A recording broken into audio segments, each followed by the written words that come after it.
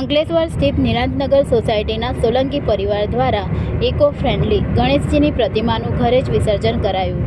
ભાદરવા સુદ ચોથના દિવસે સમગ્ર ભારત દેશમાં ગણેશજી મૂર્તિની સ્થાપના કરી તહેવારની ઉજવણી કરવામાં આવે છે।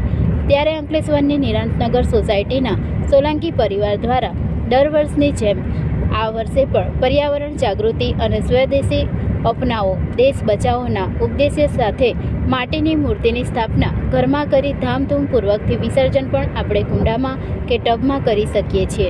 ઉપરાંત તે મૂર્તિ સંપૂર્ણપણે ઓગળીને નેચરલ કુદરતી ખાતર બની જાય છે, જે વૃક્ષો છોડ માટે ઘણું ઉપયોગી છે અને આજના આ યુગમાં પ્લાસ્ટર ઓફ પેરિસ તથા અન્ય ચીજવસ્તુમાંથી બનાવેલી મૂર્તિઓ પર્યાવરણ માટે હાનિકારક છે।